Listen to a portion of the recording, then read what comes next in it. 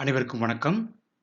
Psychology TNTET 2025 unit 4 part B motivation learning உந்துதலும் கற்றலும். இந்த பகுதியில் தியரிஸ் ஆஃப் லேர்னிங் கற்றல் கோட்பாடுகள் பற்றி பார்க்க போகிறோம். ஸோ உங்களை அன்போடு வரவேற்கிறேன். வின் அகாடமி சார்பாக பிரசிடென்ட் பவர் பை எஸ் சாஞ்சு பிரபாகர், சைக்கோதெரபிஸ்ட்.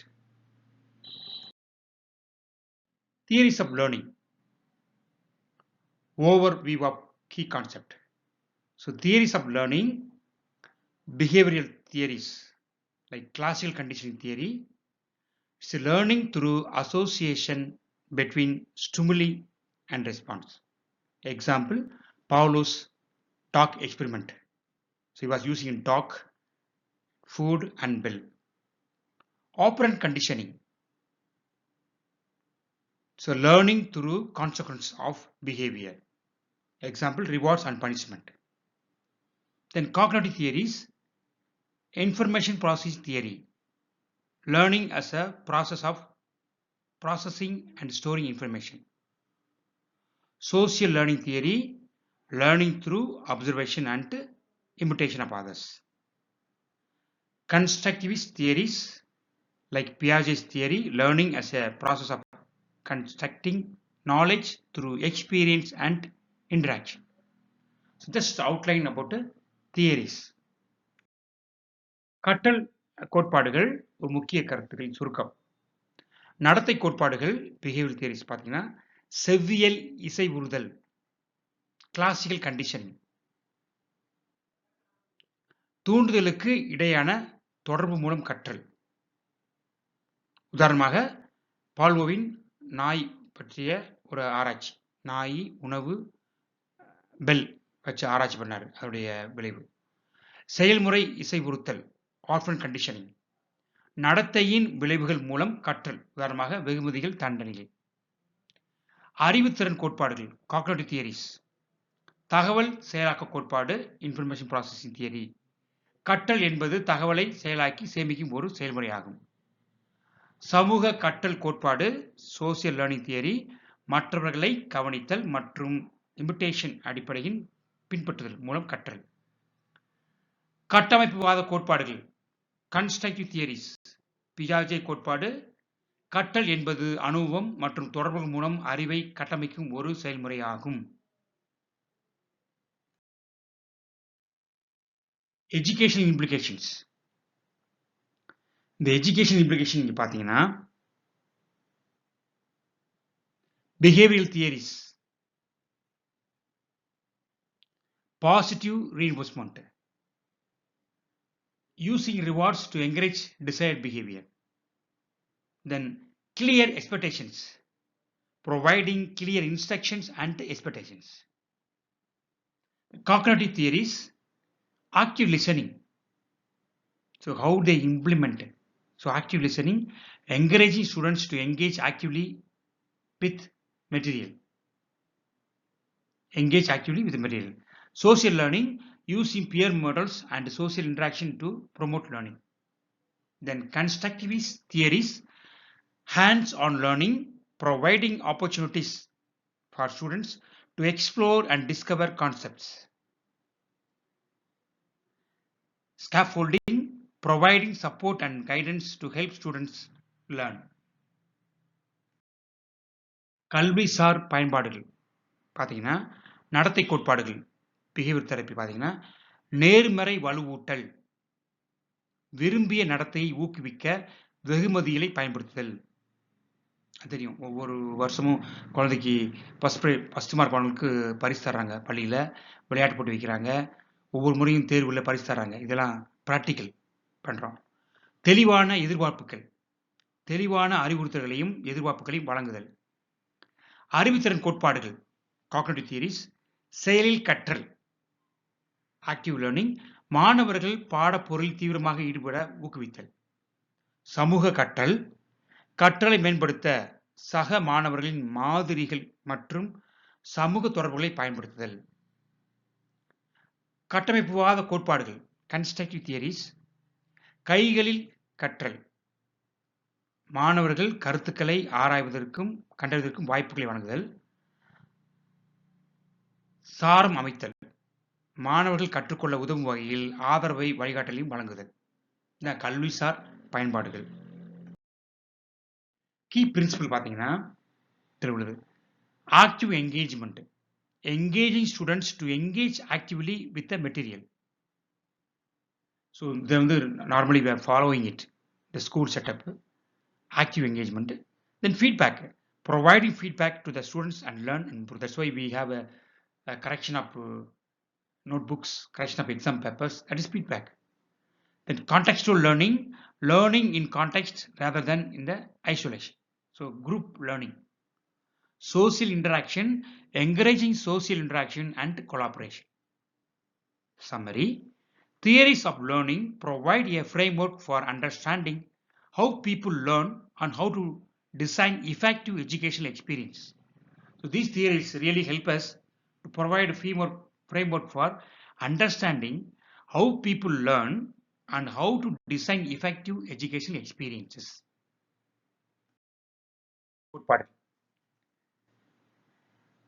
செயலில் ஈடுபாடு, ஆக்டிவ் என்கேஜ்மெண்ட். மாணவர்கள் பாடப்பொருளில் தீவிரமாக ஈடுபட ஊக்குவித்தல். பின்னூட்டம், ஃபீட்பேக். ஸோ மாணவர்கள் கற்றுக்கொள்ளவும் மேம்படுத்தவும் உதவும் வகையில் பின்னூட்டத்தை வழங்குதல். குழுவுடன் கூடிய கற்றல். ஸோ குழுவாக கற்றுக்கிறது, தனிமைப்படுத்தப்பட்ட நிலையில் அல்லாமல் சூழலுடன் இணைந்த நிலையில் கற்றல். சமூக தொடர்பு மற்றும் கூட்டுறவை ஊக்குவித்தல். சுருக்கம் பார்த்தீங்கன்னா கற்றல் கோட்பாடுகள் மக்கள் எவ்வாறு கற்கிறார்கள் என்பதையும் எவ்வாறு பயனுள்ள கல்வி அனுபவங்களை வடிவமைப்பது என்பதையும் புரிந்து கொள்வதற்கான ஒரு கட்டமைப்பை வழங்குகிறது. இந்த லேர்னிங் தியரிஸ் என்ன நமக்கு உதவியாகுன்னா, ஒன்று மற்ற மக்கள் எப்படி கற்றுக்கொள்கிறாங்க அப்படிங்கிற விஷயத்தை நம்ம புரிஞ்சுக்கிறோம். அவர்கள் சிறப்பாக கற்றல் அனுபவத்தை பெறுவதற்கு நம்ம என்ன செய்யணும் அப்படிங்கிறதையும் நமக்கு ஐடியா கொடுக்குது. Cognitive theory. இப்போ காக்னிட்டிவ் பற்றி ஓவரால் பார்ப்போம். Just let us see overall view. Piaget identified 4 stages of cognitive development, helping educators tailor learning experience to students' cognitive abilities and facilitate understanding. So Piaget has prepared this stage of development. Then active learning.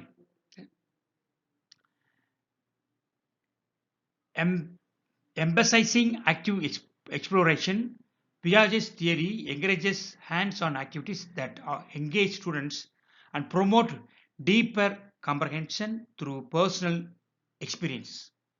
Here he focus the personal experience of the student. Third, constructive approach.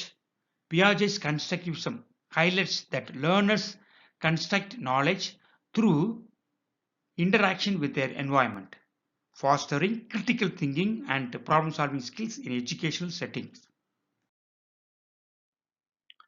இதில் பார்த்தா 3 நிலைகள் இருக்கு அறிவுத்திறன் கோட்பாட்டில்.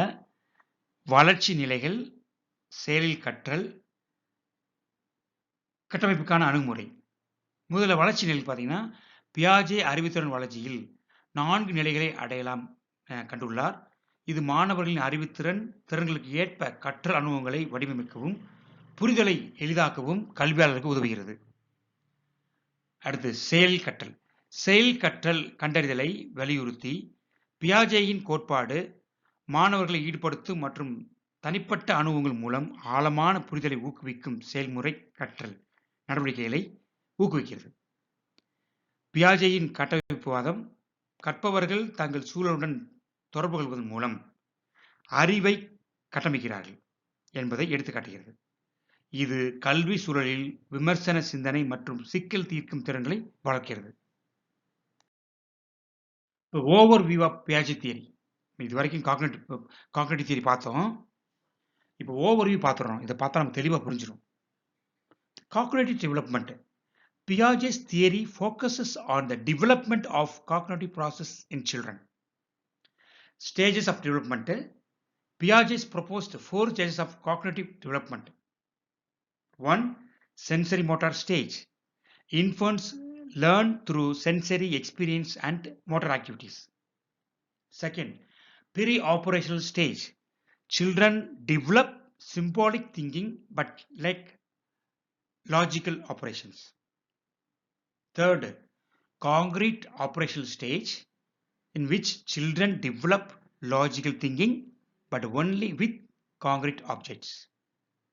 Fourth, formal operational stage, adolescents develop abstract thinking and logical reasoning. The key concept of Piaget theory, schema. That means a mental framework or concept that helps organize and interpret information. Schema. Assimilation. The process of fitting new information into existing schemas.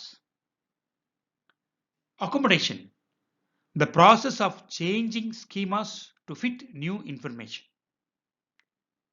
Equilibrium. The process of balancing assimilation and accommodation. This is a very important word. So we can expect more than 6 questions from this frame. So when they ask what is concrete development and 4 type of stages and each stages in which they focus. And key concept very important: schema, assimilation, accommodation, equilibrium.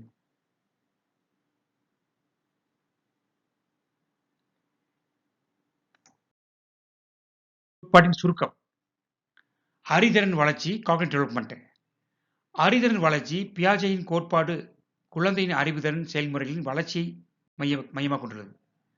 So அறிவுதிறன் வளர்ச்சி மையம் கொண்டது தான் பியாஜெட்டோட theory. வளர்ச்சி நிலைகளை 4 பிரிக்கிறாரு. பியாஜே அறிவுத்திறன் வளர்ச்சி 4 நிலைகள் முன்மொழிந்தார். சென்சரி மோட்டார், தமிழ்ல புலன் இயக்க நிலை. கை குழந்தைகள் தங்கள் புலன் சார்ந்த அனுபவங்கள் மற்றும் இயக்க செயல்பாடுகள் மூலம் கற்கிறார்கள். இரண்டாவது, கருத்துசார் முன்னிலை, ப்ரீ ஆபரேஷன். குழந்தைகள் குறியீட்டு சிந்தனையை வளர்த்துக் கொள்கிறார்கள், சிம்பாலிக் திங்கிங். ஆனால் தர்க்க ரீதியான செயல்பாடுகள் அவரிடம் இல்லை, லாஜிக்கல் இருக்காது. 3, கண்கூடான செயல்பாட்டு நிலை, கான்கிரீட் ஆபரேஷன் ஸ்டேஜ். குழந்தைகள் தர்க்க ரீதியான சிந்தனையை வளர்த்துக் கொள்கிறார்கள், ஆனால் அது கண்கூடான பொருட்களை கொண்டு மட்டுமே இருக்கும்.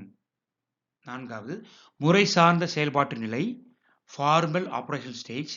இளம் பருவத்தினர் நுண் சிந்தனை, அப்ஸ்ட்ராக்ட் திங்கிங் மற்றும் தர்க்க ரீதியான பகுத்தறிவை வளர்த்துக் கொள்கிறார்கள், ரீசனிங். முக்கிய கருத்துக்கள். ஸ்கீமா தகவலை ஒழுங்கமைக்கவும் புரிந்து கொள்ளவும் உதவும் ஒரு மன அமைப்பு அல்லது கருத்து. உள்வாங்குதல், அசிமுலேஷன், புதிய தகவல்களை ஏற்கனவே உள்ள ஸ்கீமாவுக்குள் பொருந்தும் செயல்முறை. சீரமைத்தல், அக்கமடேஷன், சீரமைத்தல், புதிய தகவல்களுக்கு ஏற்ப ஸ்கீமாக்களை மாற்றியமைக்கும் செயல்முறை. சமநிலைப்படுத்தல், எகுபிலரேஷன், உள்வாங்குதல் மற்றும் சீரமைத்தல் ஆகியவற்றுக்கு இடையே சமநிலையை ஏற்படுத்தும் செயல்முறை. So behaviour theory overview overall பார்க்குறோம். இந்த பிஹேவியர் தெரப்பியோட ஓவர்வியூ பார்க்குறோம். C classical conditioning, operand conditioning and educational application. Classical conditioning involves learning through associations as demonstrated by Pavlov's experiment, which can be applied to teach new behaviors effectively. So we can use this classical conditioning concept for teaching new things. Operant conditioning focus on reinforcing desired behavior through rewards, leading to improved motivation and learning outcomes in education settings. So by giving reward, we encourage learning capacity. Then educational applications. Understanding these theories helps educators design effective learning environments that promote engagement and success among students using reinforcement and stimulus response strategies. So these are the educational applications that we can use. நடத்தைவாத கோட்பாட்டின் சுருக்கம். பவ்லோவின் சோதனைகள் மூலம் நிரூபிக்கப்பட்ட செவ்வியல் இசைவுறுதல் என்பது தொடர்புகள் மூலம் கற்றலை உள்ளடக்கியது. இது புதிய நடத்தைகளை திறம்பட கற்பிக்க பயன்படுத்தலாம். செயல்முறை இசைவுறுத்தல் விரும்பிய நடத்தைகளை வெகுமதிகள் மூலம் வலுப்படுத்துவதில் கவனம் செலுத்துகிறது. இது கல்வி சூழலில் மேம்பட்ட உந்துதல் மற்றும் கற்றல் விளைவுகளுக்கு வழிவகுக்கிறது. இப்ப கல்விசார் பயன்பாடு பார்த்தீங்கன்னா, இக்கோட்பாடுகளை புரிந்து கொள்வது, வலுவூட்டல் மற்றும் தூண்டுதல் துலங்கல் உத்திகளை பயன்படுத்தி மாணவர்களிடையே ஈடுபாடு மற்றும் வெற்றியை ஊக்குவிக்கும் பயனுள்ள கற்றல் சூழலை வடிவமைக்க கல்வியாளருக்கு இது மிகவும் உதவியாக உள்ளது. இப்போ behaviour theory, Pavlov's classic condition சுருக்கமாக பார்க்கலாம். இதை பார்த்துட்டோம். கொஞ்சம் deeper overview of classical conditioning. Classical conditioning, a type of learning in which a neutral stimulus is paired with an unconditional stimulus to elicit an unconditional response. Key concept: unconditioned stimulus, US, a stimulus that naturally elicits a response. Then unconditional response, UR, the natural response to the US. Conditioned stimulus, CS, a neutral stimulus that is paired with unconditional stimulus.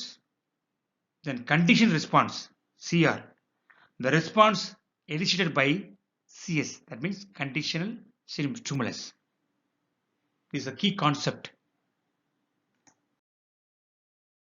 கோட்பாடு பவுலோவின் செவ்வியல் இசைவுறுத்தல் பார்த்தீங்கன்னா key concept நடத்தைவாத கோட்பாடு. பவுலோவின் செவ்வியல் இசைவுறுத்தல் செவ்வியல் இசைவுறுத்தலின் சுருக்கம். செவ்வியல் இசைவுறுத்தல் ஒரு நடுநிலை தூண்டுதல் ஒரு இயல்பான தூண்டுதலுடன் இணைக்கப்பட்டு ஒரு இயல்பான துலங்கலை ஏற்படுத்தும் ஒரு வகை கற்றல். முக்கிய கருத்துக்கள்: இயல்பான தூண்டுதல், அன்கண்டிஷனல் ஸ்டிமுலஸ், இயல்பாகவே ஒரு துலங்கலை ஏற்படுத்தும் ஒரு தூண்டுதல். இயல்பான துலங்கல், அன்கண்டிஷனல் ரெஸ்பான்ஸ், இயல்பான தூண்டுதலுக்கு ஏற்படும் இயற்கையான துலங்கல். இசையுறப்பட்ட தூண்டுதல், கண்டிஷனல் ஸ்டிமுலஸ், இயல்பான தூண்டுதல் இணைக்கப்படும் ஒரு நடுநிலை தூண்டல். இசையுறுத்தப்பட்ட துலங்கல், கண்டிஷனல் ரெஸ்பான்ஸ், இசையுறுத்தப்பட்ட தூண்டுதல் ஏற்படும் துலங்கல். இந்த கருத்துக்களை புரிந்து கொள்ள என்றால் நீங்கள் பவுலோ அவர்கள் செய்த அந்த நாய், உணவு, பெல் அந்த ஒரு பரிசோதனையை நீங்க படிச்சீங்கன்னா இது அழகா புரியும். Behaviorist theory, Skinner's operant conditioning. Overview of operant conditioning. Operant conditioning, a type of learning in which behavior is modified by its consequence. Key concepts: reinforcement, a consequence that increases the frequency of a behavior. Punishment, a consequence that decreases the frequency of a behavior. Scheduled reinforcement, the timing and frequency of reinforcement. The main key concept of Skinner's operant conditioning. யுக்திவாத கோட்பாடு ஸ்கின்னரின் செயல்முறை இசைவுறுதல். செயல்முறை இசைவுறுதலின் சுருக்கம். Overview of operant conditioning.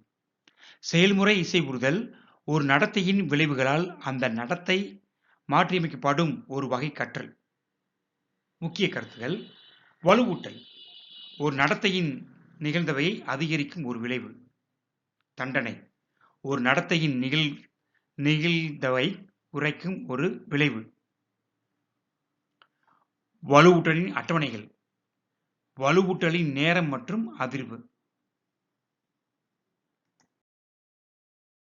Behaviorist theory, Tontigny's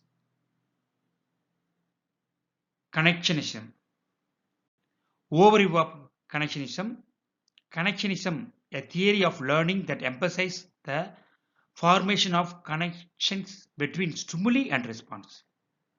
Key concepts: law of effect, behavior is modified by its consequence. Law of exercise, the more a connection is practiced, the stronger it becomes.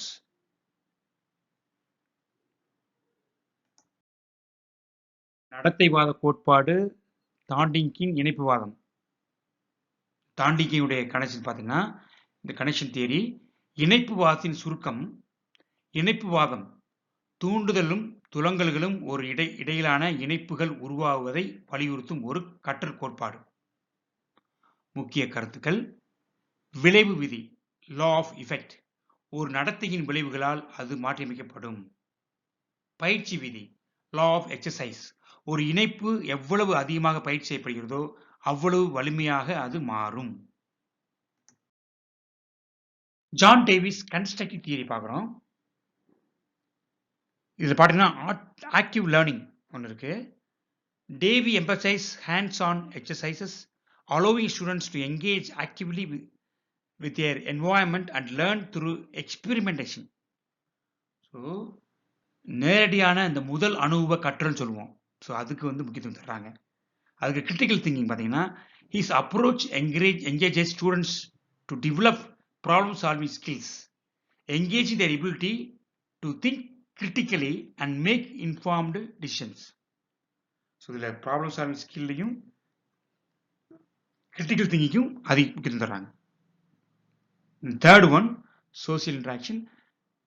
Davy believed that collaboration among peers fostered deeper understanding, promoting social skills and a sense of community in the learning process. That's why the concept of school, the community learning, group study, that we got idea from John Davis constructive theory. John டூவின் கட்டமைப்புவாத கோட்பாடு.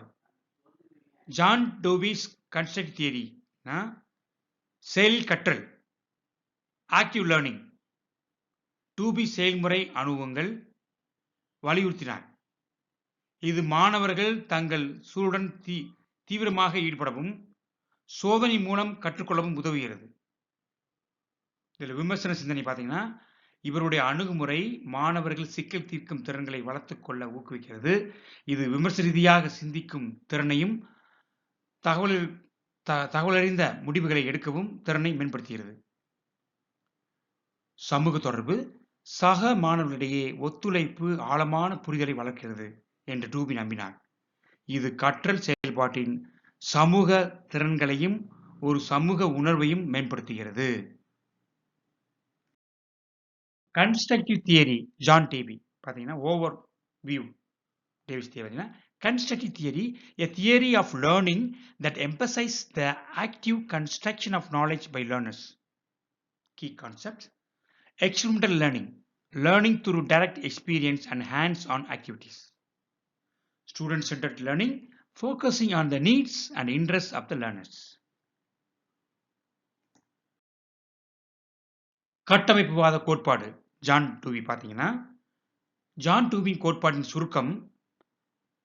கட்டமைப்புவாத கோட்பாடு கற்பவர்கள் தாங்களாகவே அறிவை சுறுசுறுப்பாக கட்டமைக்கிறார்கள் என்பதை வலியுறுத்தும் ஒரு கற்றல் கோட்பாடு தான் இந்த கோட்பாடு. முக்கிய கருத்தில் பார்த்தீங்கன்னா அனுபவ கற்றல், நேரடி அனுபவம் மற்றும் செயல்முறை செயல்பாடுகள் மூலம் கற்றல். மாணவர்கள் மைய கற்றல், அதாவது மாணவர்கள் மையப்படுத்திய ஒரு கற்றல். கற்பவர்களின் தேவைகளை மற்றும் விருப்பங்களை கவனத்தில் கொள்ளுதல். In sixth, from Carl Rogers.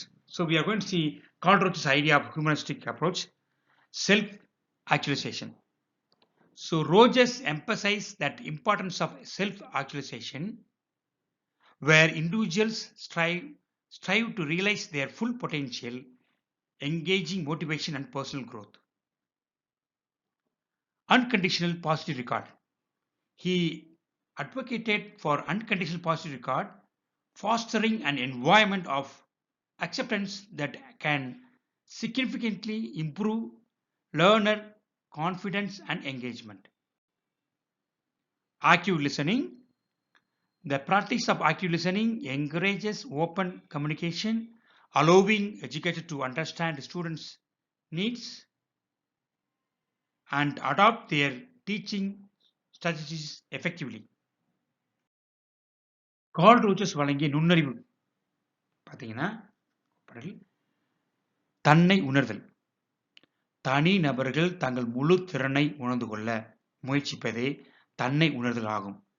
இது உந்துதலையும் தனிப்பட்ட வளர்ச்சியையும் மேம்படுத்துகிறது என்று ரோஜர்ஸ் வலியுறுத்துகிறார். நிபந்தனையற்ற நேர்மறை கவனிப்பு. பார்த்தீங்கன்னா, அவர் நிபந்தனையற்ற நேர்மறை கவனிப்பை ஆதரித்தார்.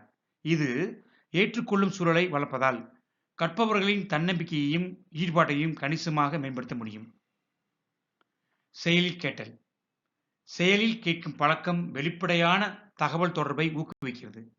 இது கல்வியாளர்கள் மாணவர்களின் தேவைகளை புரிந்து கொள்ளவும் அவர்களின் கற்பித்தல் உத்திகளை திறம்பட மாற்றியமைக்கவும் உதவுகிறது. Humanist theory, Carl Rogers. Overview. Humanist theory, a theory of learning that emphasizes the person's personal growth and self-actualization of learners. So it focuses on personal growth. Key concepts: person-centered learning, focusing on the personal growth and development of learners. Unconditional positive regard, providing a supportive and non-judgmental learning environment.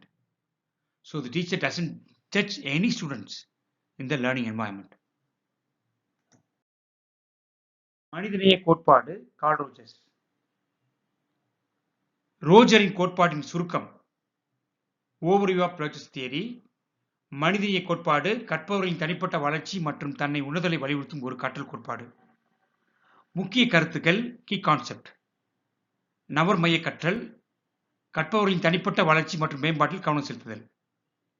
நிபந்தனையற்ற நேர்மறை கவனிப்பு, ஆதரவான மற்றும் தீர்ப்பளிக்க கற்றல் சூழலை வழங்குதல். So we are going to see summary. These theories of learning provide a framework of understanding how people learn and how to design effective educational experience that you have seen already. So this following question we can expect for exams. Jean Piaget is best known for his theory of cognitive development. According to Piaget, the stage where children begin to think logically about concrete events is concrete operational stage. Pavlov's classical conditioning involves association between stimuli and response. In Pavlov's experiment, the bell is considered the conditional stimulus. The Skinner's operational conditioning emphasizes reinforcement of behavior. The Thorndike's theory is known as law of effect connectionism.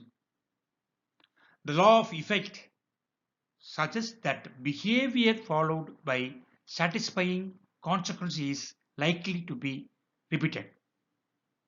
John Davis is associated with the which constructive theory. Carl Rogers emphasized self-directed learning and personal growth in learning.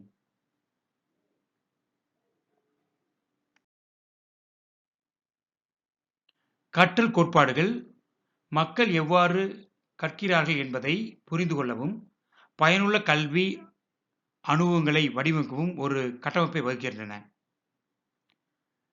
Gene பியாஜே தனது அறிவுத்திறன் வளர்ச்சி கோட்பாட்டில் காண மிகவும் அறியப்படுகிறார்.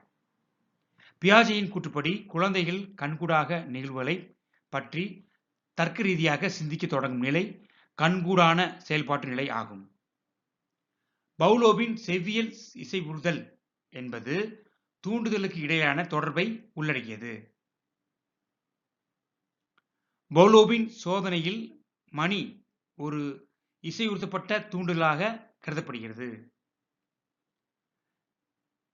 ஸ்கின்னரின் செயல்முறை இசைவுறுத்தல் நடத்தையின் வலுவூட்டலை வலியுறுத்துகிறது. தாண்டேக்கின் கோட்பாடு விளைவு விதி இணைப்புவாதம் என்று அழைக்கப்படுகிறது. விளைவு விதி தாண்டே திருப்திகரமான விளைவுகளால் தொடர்ந்து வரும் நடத்தை மீண்டும் மீண்டும் நிகழ வாய்ப்புள்ளது என கூறுகிறது. ஜான் டூபி கட்டமைப்புவாத கோட்பாடுடன் தொடர்புடையவர். கார்ல் ரோஜர்ஸ் கற்றல் சுய இயக்கற்றல் மற்றும் தனிப்பட்ட வளர்ச்சியை வலியுறுத்துகிறார். So this we are going to see overall unit 4 and you have seen meaning and definitions, Maslow's hierarchy need, self actualization, then last one extreme, love and belongingness, safety needs, physical needs. From that come. Then law of aspiration, you have seen different. Then theories you have seen, cognitive theory, John Piaget. Then behavior theories like Pavlov's classical conditioning. Then Skinner's operant conditioning. Then Tonking connectionism. Then constructive theory, John Dewey. And then we have seen education implication. Then last, humanist theory, Carl Rogers. This outline that we have learnt in the part A and part B. கடந்த நாட்களில் நம்ம பார்த்தது வந்து motivation நோக்கம் பார்த்தோம், மாஸ்லோவுடைய hierarchy need பார்த்தோம், அதே மாதிரி குறிப்பாக இந்த கற்றல் நிலைகளை பார்த்தோம், இந்த லெவல் ஆஃப் அஸ்பேரன்ஸ் ஆர்வத்தின் நிலைகள் பார்த்தோம். அதுக்கு கற்றல் கோட்பாடுகள் பார்த்தீங்கன்னா அறிவுசார் கோட்பாடு பார்த்தோம், நடத்தைசார் கோட்பாடுகள் பார்த்தோம். அதில் பாவ்லோ, ஸ்கின்னர் அவங்களாம் வர்றாங்க. அது அதுக்கடுத்து பார்த்தீங்கன்னா முக்கியமாக கட்டமைப்புவாத கோட்பாடு பார்க்குறோம். அதுக்கடுத்து மனிதநேய கோட்பாடு. ஸோ இது ஓவர்வியூ தான் கடந்த நாட்களில் unit 4 part A and part பியில் முழுசுமே நம்ம எப்படி பார்த்தோம். இது ஓவர்வியூ ஜஸ்ட் இதான் நம்ம பார்த்தோம். மீண்டும் நம்ம 5வது யூனிட்டில் சந்திப்போம்.